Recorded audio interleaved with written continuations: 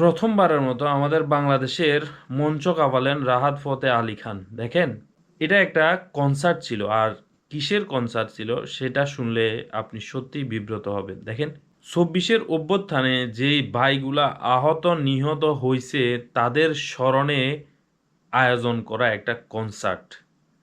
আহতদের কথা বাদই দিলাম, আহতরা তো আহত বেঁচে আছে, যাক আল্লাহ তাদেরকে বাঁচায় রাখছে।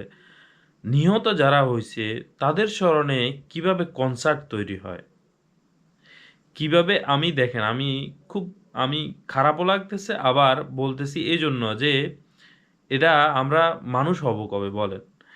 নিহতদের স্মরণে কিভাবে একটা কনসার্ট তৈরি হয় এবং কি ওই কনসার্টের টাকা দিয়ে নিহত পরিবারদের সহায়তা দেওয়া হবে। কোন দেশে বাস করতেছি আমরা?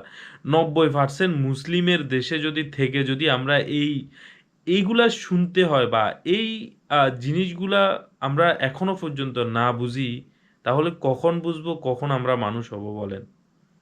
একটা কনসার্ট ২৪-এর অভ্যুত্থানে শহীদ হওয়া যেই ভাইদেরকে দিয়ে আপনারা যেই ভাইদের স্মরণে এই কনসার্ট আয়োজনটা করছেন, আপনাদের বিবেকে কি একটুও বাধা দেয় নাই যে তাদের স্মরণে আমরা কনসার্ট তৈরি করছি, আর ওই কনসার্টে নাচ গান কত কিছু হইতেছে, যারা মৃত্যুবরণ করছে তাদের কবরে কি হইতেছে?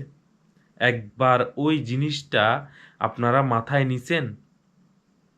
যদিও আমার কথা কে শুনে, কিন্তু আমার বলতে খুব কষ্ট লাগে যে মৃত মানুষ, একজন মৃত মানুষের স্মরণে আপনারা কনসার্ট তৈরি করবেন বা কনসার্টের আয়োজন করবেন, সেখানে শিল্পী এনে বিদেশ থেকে শিল্পী এনে নাচাইবেন, গাওয়াইবেন, ওই টাকাগুলো দিয়ে তার ফ্যামিলিকে আপনারা সহায়তা করবেন। আমি আগেও যেই বিভিন্ন আওয়ামী লীগের ছোটোখাটো অনুষ্ঠানগুলাতে যেই মুনাজাতের ইয়েতে আপনার দোয়া মাহফিলের অনুষ্ঠানে বিভিন্ন নাচাইতো, ছোটোখাটো নাচ গান করতো তারা। খুবই খারাপ লাগতো এগুলা। আমরা কোন দেশে বাস করতেছি? ৯০% মুসলিমের দেশে এসেও যদি আমরা এখনো পর্যন্ত এগুলা দেখতে হয়, এখনো পর্যন্ত আপনারা এগুলা মানে মাথায় ঢুকে না আপনাদের? আমাদের দেশ ৯০% মুসলিমের দেশ, যেখানে এই ভাইগুলা শহীদ হইছেও বেশিরভাগ ভাই আপনার শুধু ইসলাম কায়েমের জন্য বাংলাদেশে। যাতে ইসলামের বিভেদটা না থাকে, ইসলামের জন্য মানুষ কাজ করে, ইসলাম যাতে সুন্দরভাবে বাঁচতে পারে। আজকে সেই ইসলামকে আপনারা মেরে ফেলতেছেন।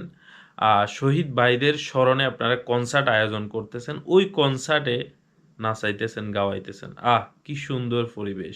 সেখানে আপনার যারা বিভিন্ন নেতা আছেন বর্তমানে, তারা মানে ভাষণ দিতেছেন যে আমি স্তম্ভিত হয়ে গেছি। আমি আ বলতেও মানে কেমন লাগে? কোথায় বাস করতেছি আমরা বলেন? আমি এই জিনিসটা দেখেন, আ খবরের কাগজে যখন এই জিনিসটা দেখছি বা খবরের বিভিন্ন নিউজ জিনিসটা দেখছি, আমি বলতেছি, "হায়রে বিবেক! কোথায় গেছে বিবেক?"